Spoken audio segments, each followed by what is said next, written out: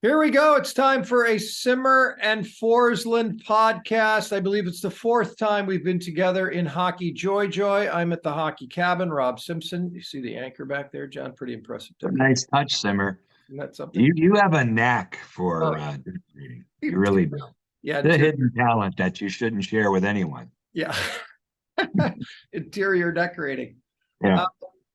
We are talking about the Kraken. We're talking about the National Hockey League at SeattleHockeyInsider.com. You can catch us on YouTube at Simmerpuck. You can catch us on the old Spotify and the Apple and the Amazon, all those things. By the way, hit them with you're at John Forslund is your Twitter X, right? Okay. That's correct. And I'm at Simmerpuck. Correct. Let's jump right into this. Okay. First of all, let's pick our number 21. We're picking 21 this week. Okay. Before we start getting really concerned about the local hockey team. Okay. Who's your 21 this week? Little history. My 21 is Ron Francis. Okay. Very good. Do you know why? Early number? It was his first number with the Hurricanes. Nice. When they signed him as a free agent, he played the whole first season as 21. Gary Roberts was number 10. Okay. And so then they had to give him 10, and he's known as number 10, obviously, and it's retired. Yep. But he wore 4 as a rookie with the Whalers. Then he went to 10 with the Whalers. Then he went to 9 when he was first traded to Pittsburgh. Then 10 with Pittsburgh. 21 with Carolina for one season. I believe he wore number 21 when he scored on Dominic. No, it wouldn't have been. He was 10 then when he scored in the Stanley Cup final in 2002. So he was already 10. But it was 21 the first year. Yeah. That's interesting. Yeah. All right. Blast from the past. My number 21 is Pete Stemkowski. That's a great one. Yeah. That Stemmer's great. He's a great guy.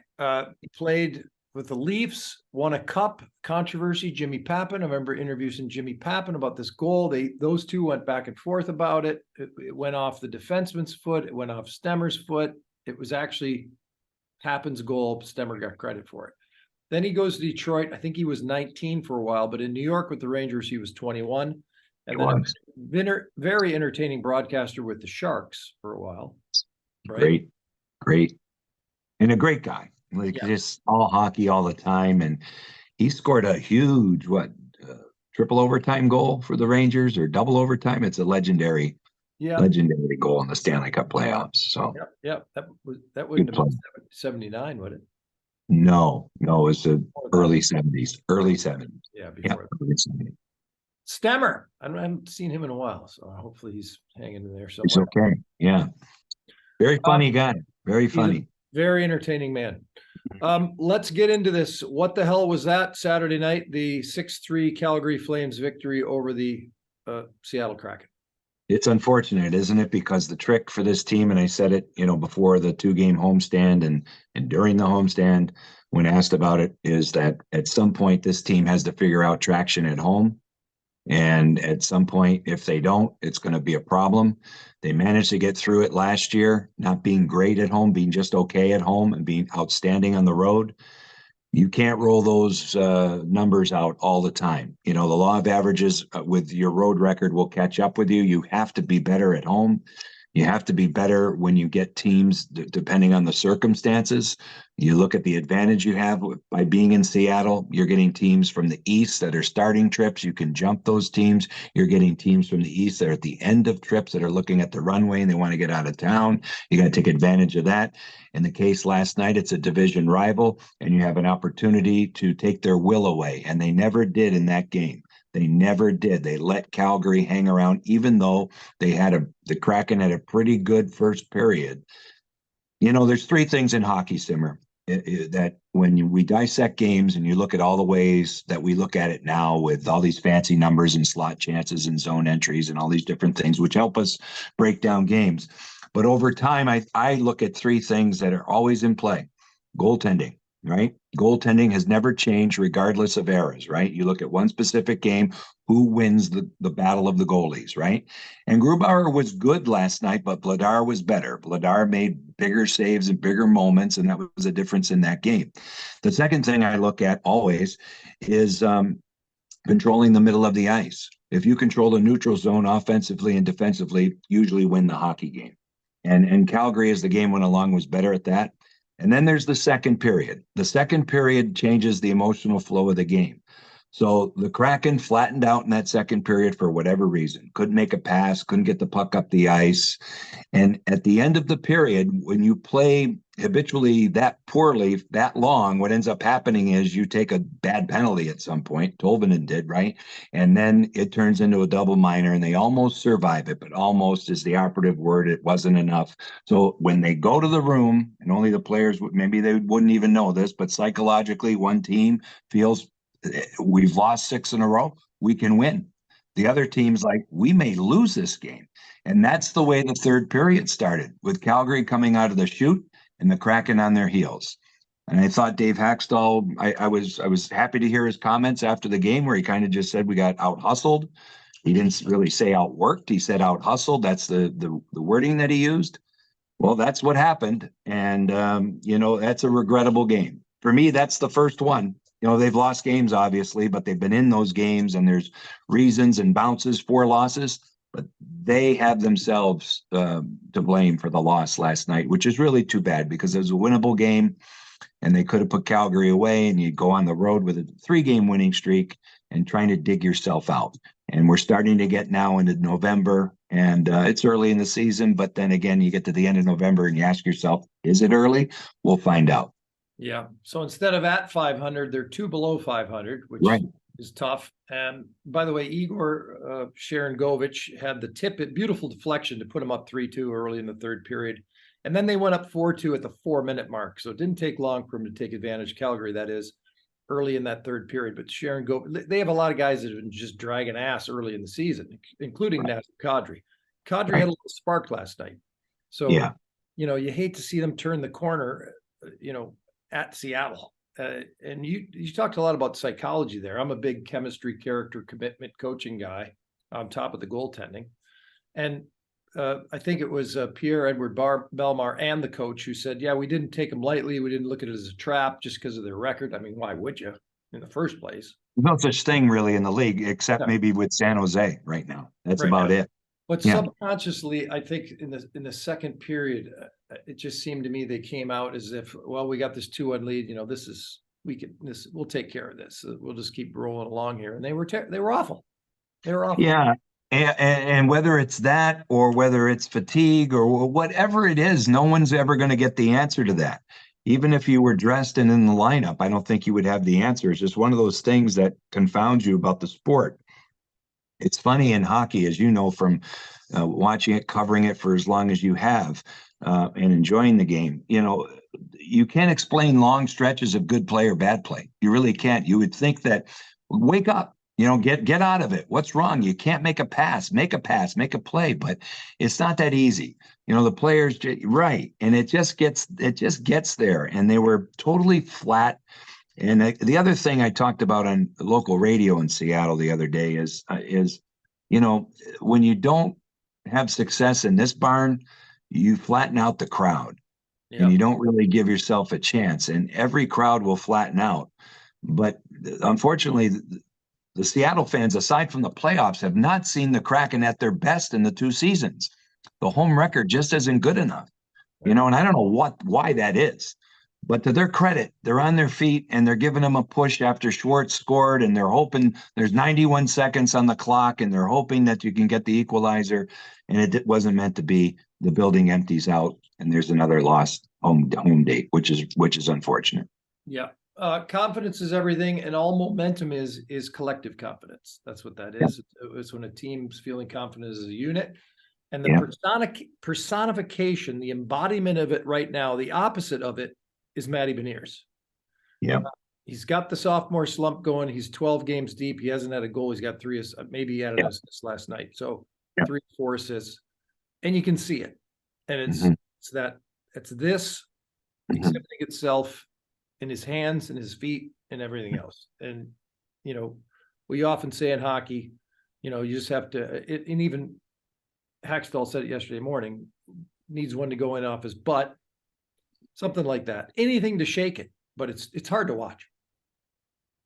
It is. So now what? So now what you have to do is, in my opinion, is they're going to have to help him get through this somehow. So how do you do that? Well, one thing you can do is, and unfortunately, the way they're built, it's tough because Alex Wenberg really isn't putting points on the board, right? So when you look down the middle, the Gord line right now has a lot of pizzazz to it. A beautiful scoring play last night, and Yanni brings the same value every game. Alex Wenberg is a smart player. Alex Wenberg is a key player because he's a veteran guy in this team and a top 9 center. But statistically, he's not bringing an awful lot. And because of that, my point here is I think the coaches have two choices with Beniers. What happens when a young player struggles? You need to back off responsibility. I think if you give them more and more responsibilities, like prime defensive matchups, strength on strength every night, it's counterproductive. Maybe that's part of what's going on. But if you leave Beniers where he's at, in a first or second line position, then I think what they have to do is kick Cartier off the line and put Schwartz there. Schwartz, Beniers, Bjorkstrand. Give him another veteran. Insulate him even more. Cartier's done well. I'm just not sure that's the fit right now. I think Cartier can go to where Schwartz is and help Wenberg. Maybe Wenberg would be better with an edgier guy next to him, a guy that can open up space. Maybe that works. The fourth line I wouldn't touch. The third line, if you want to number lines, which is ridiculous with this team. I don't think you should number lines with this team. But the Gord, McCann, Tolvanen line, leave it. But the little tweak with Eberle, and Eberle's very quiet too, statistically. This is you would hope he's got enough veteran experience. He's going to break out. But the tweak moving Eberle and Bjorkstrand around worked. But now what do you need to do on the other side? Maybe you got to complete the line. And Schwartz has been their most consistent offensive player. He has the experience. He's a pro's pro. You've got a second-year guy, rookie of the year, and a big struggle. Give him 2 veteran guys as bookends and see what happens. Other than that, you're just it's insanity because the same thing happens over and over again. And I thought Hackstall's comments yesterday morning, he liked the Nashville game for Matty. He thought that was one of his better games of the season. But that's what they're doing now. They're kind of attaching better games of the season on intangible games, not production. Yeah, the Kraken don't have success in the second year, Simmer, without Beniers being that productive, because that's how they were built. He had to be in the conversation for, and then he wins Rookie of the Year, but it had to happen that way. Same thing now. If you want to number it, he's their number 1 center. Yeah. So, what are you going to do here? Yeah. You stay with him. You don't fold a tent because this is a tough thing. This is not easy for a young player to follow up that kind of year. It's happened before. You mentioned sophomore slump. That's why we have that phrase, right? It's real in every sport. So they have to help him now. And I don't think diminishing his role or, throwing him down. I think Nashville moved that young Parsonen around their lineup, and they had him on the 4th line when they came through town last week. That's not going to work. Because really, I don't think you can elevate Belmar at this stage of his career into that kind of role. So they're kind of slotted where they need to be. They have to figure out a way to help number 10. Yeah, they don't have the depth up the middle, and no. It's not time. It's not really make a move season. I brought it up the other day in an article projecting forward towards the trade deadline. But of course, you want to be in the playoff hunt if you're going to be kind of looking at something at the trade deadline. And right now, there's a long time between now and then, and a lot of work to do. But at some point, there's going to have to be an upgrade. There's just simply going to have to be an upgrade. And then, we can have this conversation down the road. Are you just going to keep stocking up through the draft and hope that develops eventually? Or are you going to pull the trigger and bring in something that's going to boost the middle? Right. Middle of the ice. And that will be interesting to dive into as we go along here. Hopefully this turns and Beniers finds it. I'm not going to get into the off-ice stuff. I'm not going to get into contracts and what's going on there because we don't know. And it really doesn't matter, right? All we can talk about is what has happened and what's going to happen and what we see. The rest of it is head games for other people to worry about. Yeah. Well, one guy that is in a contract year and he's out of his mind in a good way is Elias Pettersson in Vancouver. How about that? How about the second place Vancouver Canucks, second best record in the Western Conference? Dynamite. Well, you know what? They have game breakers throughout the lineup. Yeah. They have high-end talent. Yeah. They need to be channeled in the right direction. Goalie's back. Goalie's back in a big way. Yep. Right? and then the Talk effect. And Rick Tocchet is a good coach, very good coach. The one last note on the Kraken, which is a little unfortunate. You mentioned goaltending. It's been pretty good. Like it's not exactly like either guy has cost them hockey games. In fact, they've kept them in hockey games, and the special teams has actually been the power play has been 25%. Yeah, no, it really hasn't been. It's consistency. It's consistency with their execution, and effort-based play has been there for the most part. It flattened out last night in the second period. Grubauer's game was good enough to win. Mm-hmm. It's just at certain times in that specific game, Vladar, who always plays well here, preseason or regular season, was able to be part of that emotional rescue for the for Calgary. But the goaltending's been great for the Kraken. You know, that's been a good thing. And when you say that, you know, that always seemed to be the narrative. Well, if they just get goaltending, they're going to be okay. Yeah. It's not that simple, is it? Yeah. Not that simple. Little diversion here into the broadcast world and terminology just for fun. So one of the ones that always makes me laugh over the years, and I intentionally never use it when I'm doing play-by-play, and that is pushing and shoving. John, pushing and shoving. What is the difference between a push and a shove? There is no difference. I hope I never say that. I never say it. I don't either. People get a kick out of me when I say there's a disturbance. That's how I refer to the scrums. I said there's a disturbance on the ice because it is disturbing. It's upsetting the flow of the game. So I've never said pushing and shoving. That's a redundancy, right? Yeah. But you tell me, if you give me a push and you give me a shove, I think it feels the same way. That's what cracks me up because what was a shove, Simmer? It's a fallback, and everybody says it. If you watch 80% of the guys in the league, it's pushing and shoving. I know, yeah. Right. Yeah, I'm with you on that. Yeah. And I have other words besides disturbance that I use sometimes. I'm not going to get into that. So that transition into my new one, and this was brought up by a former NHL executive, mentioned it to me, and it got me thinking, and that is the term unanswered goals. Okay. So here's an example, and I don't know if this happened, if it was said. I wasn't watching any of the broadcasts. I didn't check it out at all, but I can imagine it would have happened. So the other night, Vancouver scores 10 goals in a row against the San Jose Sharks, and then San Jose scores the last goal of the hockey game. I guarantee you somewhere someone said that the Canucks scored 10 unanswered goals. However, and this is the point of the executive, the goal was answered. Yes. If they score unanswered goals, it means the other team does not score. Does not score subsequently. So that's correct. 3 unanswered, it's the last 3 goals of the game, 10, whatever it is. Right. But it's like coincidence and irony. They're often substituted wrongly for one another. Yeah. Unanswered goals, I would say 80% of the time is used incorrectly because someone scored afterwards. But instead of saying consecutive, right, they say unanswered. They had 4 unanswered goals. Well, no, they didn't, because Pittsburgh scored 2 goals after they scored their 4. It's not unanswered. Yeah. Am I right here? You're absolutely right. You're on a roll. You're on a roll today. No, you're absolutely right. Absolutely right. Okay. So there it is. Unanswered goals. If you score afterwards, it's not it's not unanswered. A tragic event in the recent past here. Adam Johnson over in Nottingham in the English League loses his life with skate blade to the throat. Of course, we all know Clint Malarchuk. We know Clint well, and he went through it back in the late 80s. Goaltender. But this is a whole different deal. Death on the ice.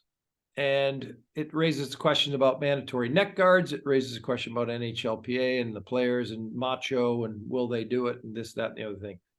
Are we going to start seeing it, John? And do we see it becoming the next helmet, the next visor? Yeah, I think so. I think so. I do think there's enough generational experience with the players that are in the league right now that have worn neck guards at some point. So I don't think it's as drastic as it was back in the dark ages where everybody started putting helmets on. And even when we went to visors and cages and all those types of things. So I think it's certainly the Canadian kids are used to wearing neck guards as minor hockey players, youth hockey players. I think companies now will try and make them a little bit more comfortable and a little bit more safety conscious. I mean, we got Kevlar socks now. I don't understand why they can't just come up with something. I really don't see. Of course, I'm not a player, so they would have to speak to it. A lot of guys just feel different. They're not as cool. I don't mean like hip. I mean like sweat. Yeah. So I'll be interested to see. Yanni put one on last night. I'll be interested to see, how he feels about it. And others will too as we move forward. And it was great to see Wednesday night. I did one of the 2 games on Turner, and on the panel, Wayne Gretzky, really got on his soapbox about this, and it was good. It was good. So it seems like a no-brainer, and unfortunately, circumstances like this, there is no explainable reason why a young man loses his life. But when these situations happen, sometimes you have to look at it and say, what can we learn from this tragedy? Yeah. What can we do in his honor? And maybe for part of his legacy moving forward will be that the NHL adapts a rule that this is mandatory, and go from there. It doesn't help the matter at all, obviously, but it happened for a reason. It happened for a reason that the league and pro hockey can be leaders here and look at it and go from there. But I think there's enough kids that have had experience now. So it's not a foreign situation to many of them. Right. Was it Richard Zednick? Is it Richard Zednick? Florida Panthers. I just happened to be at the press conference when he came back to the lineup, which he did very quickly. Right. I recall that. Like he was back in a couple of weeks. He's like, screw this. Right. And so, this is unfortunately it's a wake-up call maybe. And the Players Association will go to work with Gary on this, and they'll figure out what the next course of action is. And usually we have seen that these measures take time, but maybe there isn't enough time, and maybe there needs to be distinct leadership on this and get after it here. But you're seeing more and more players go to it, and I think the more that happens, everybody follows suit. Yeah, it could end up being one of those, make sure entry-level guys do it, they grandfather it in like they've done other things. They seem to grandfather in everything else. Right. If you're in the league before they change the rule, you get to keep doing whatever you want, kind of thing. Right. To some degree. All right, back to happy talk here before we go, because we did a 21-minute number 21s today, which was Ron Francis and Pete Stemkowski. We're getting close, if not just over that mark. But we got to talk about your bobblehead, bud. I mean, come on. That's a beautiful... The talking bobblehead. Neither one of us have one on us right now, but in the Simmers Sunday 9 piece, I have the video of you and JT in the press box when you open your gift box. What the hell was that box, by the way? That thing looked like across the Indian Ocean. Oh, that it did. It washed up on shore. On the Sound, I believe. I don't even think it was Lake. It washed up on the Sound. It had to come in on the Sound, right? There's no way on the lake. It would be kind of it came somewhere. Garbage. Yeah, anyway, it came in from the abyss. From the deep. Where I'm going soon. Yes. Well, anyway, nice job. Congratulations. How many they hand out? 5,000? How many did they hand out? 10,000? 10,000. Damn. 10,000. And JT and I walk out the same way every night, and he checked all the trash receptacles on the way out to make sure no one had tossed them. Luckily, it was a win, right? Because fans get frustrated. They take it out on the bobblehead. That would be horrible. Smashing John Force's bobblehead against the wall. It would hurt. It'd be like a reverse voodoo or something. It would hurt me, and it wouldn't be good. And it has you saying both That's Kraken Hockey Baby and Hey, what do you say? Correct. Which you know what? They did very, very good job with it. They had me along the entire process with the image and everything. And that's actual game a game call. That's actual audio from a game, which I did not want to record it and have it on there. So they figured out a way to do that. So That's sounds good. natural. If that can be natural, it sounds natural. All right, well, I got to get me one, but we'll figure that out eventually here. All right, speaking of natural sounds, that one means we're done. So where are you going next? You're going to Arizona with the Kraken. You're going to Colorado. Arizona with the Kraken and Colorado Thursday. And then Edmonton's here on Saturday. So no national work this week. So it's good. I got a little national work because I'm going to be in Toronto for the Hockey Hall of Fame induction, but we'll try to sneak in one of these next week anyway, next weekend. Okay, good. Enjoy that. Yeah, that's a great celebration. You know that. Oh yeah, I go as often as I can and have been involved with a couple of them, so we'll see what happens. Johnny Forslund, thank you very much. Let's see if we can get a couple wins on the road for the Kraken and get back to 500. We shall see. In the meantime, happy trails. Thank you very much. Thanks, Simmer. Take care.